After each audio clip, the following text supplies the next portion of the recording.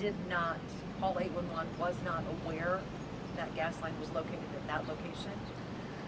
I cannot address whether or not they know or knew that the gas line, clearly there's a gas meter near where they were digging, but no, 811 was not called. There was not an 811 ticket for this incident. And to clarify too, the digging, was that done with any sort of heavy machinery? Have you been able to determine that? Again, I do not know what was or how it was being done at the time. That is still under investigation. Could the homeowners or anyone smell the gas? And again, not to be, I understand that gas doesn't have a smell, but you add something to it often so it is detectable. Was that smell evident?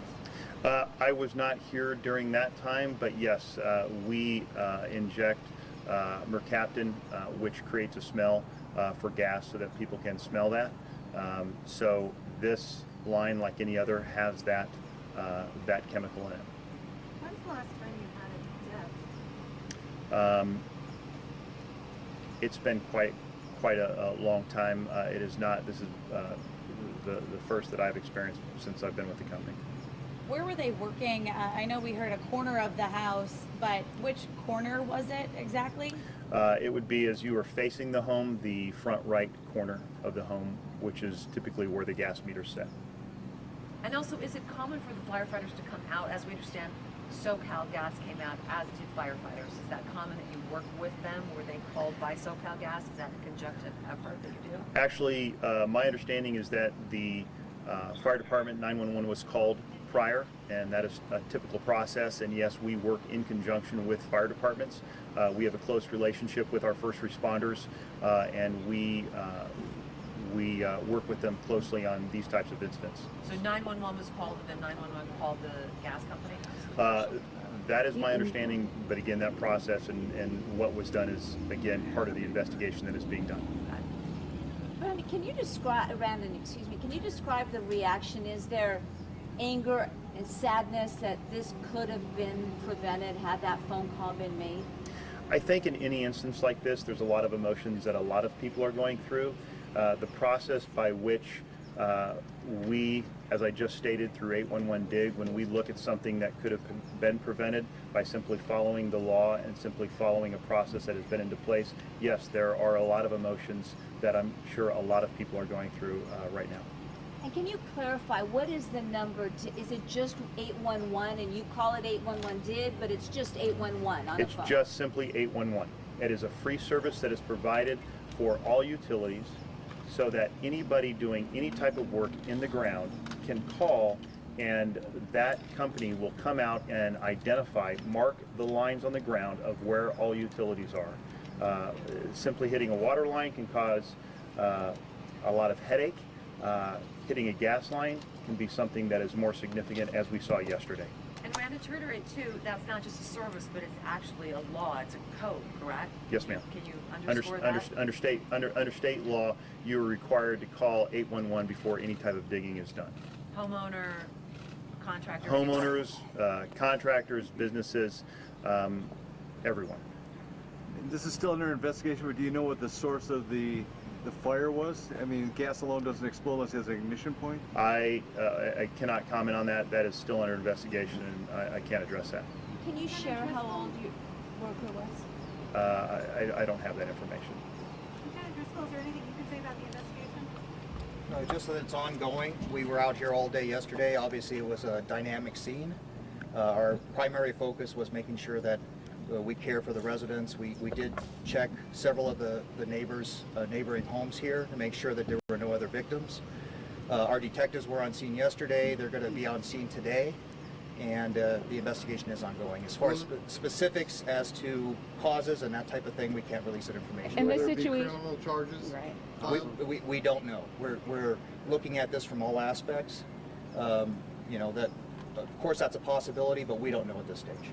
and why wouldn't there be if they didn't follow the law? Just out of curiosity. There's just several different aspects of this investigation. It's hard to come to a conclusion so early on in the investigation.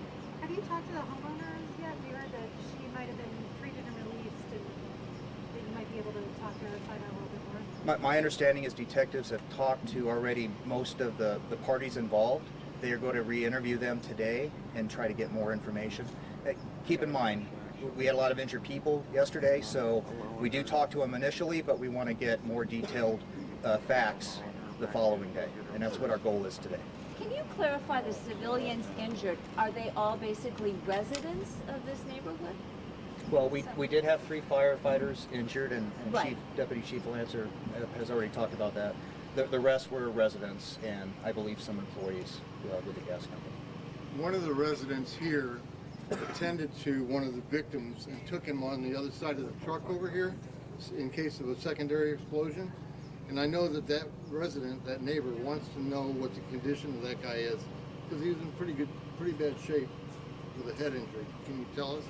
We can't release medical information on any of our victims because of different laws and regulations, but we did interview all of those people, and we just can't release that information to the public.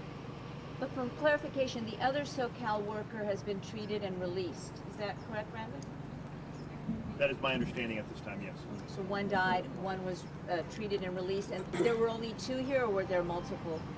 There were, At the time of the explosion, were there just 2? at the time, there were 3. There were 2 that were taken to the hospital, and both have been released. And the 3rd one was not injured. No, they said 2. There was 1 fatality and 2 that were taken to the hospital and released. The one lady that was, the homeowner was allowed to go back in and get her purse. Is that something that would be allowable, or she maybe did it without notifying you guys?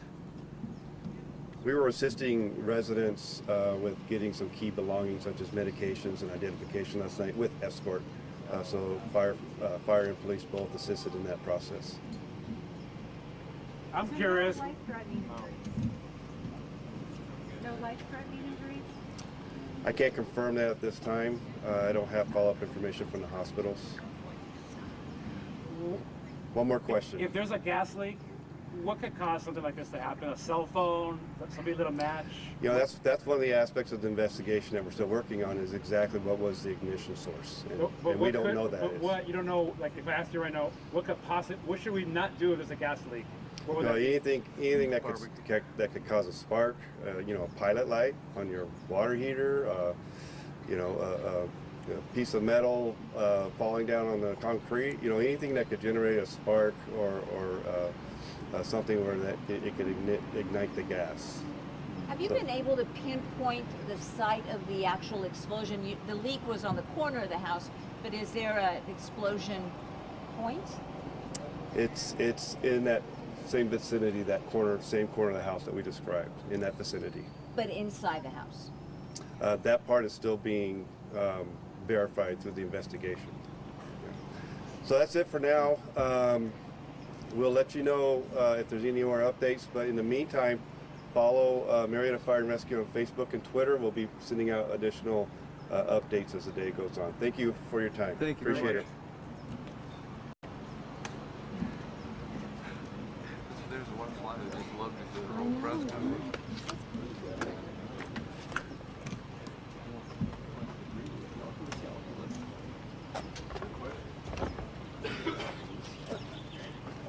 You got here late? Yes, I did. Oh my gosh. I sure did.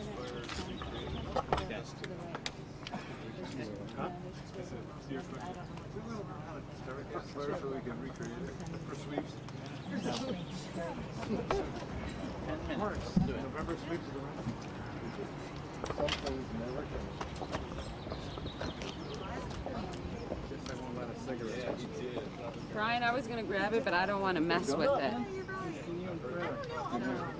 Like getting somewhere late. Do I miss much of anything?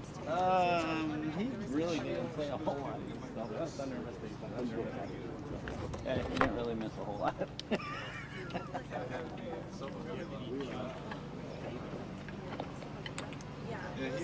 Where are they allowing us? Pretty much here. Like they don't want us like roaming past. Pretty much we've all been kind of staying right here. We kind of moved with the sun. We were over there, and We started down the block and it was a long press conference.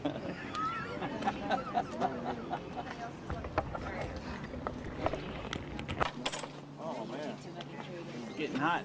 It gets Africa hot out here, man. Africa when I was there was freezing. Yeah.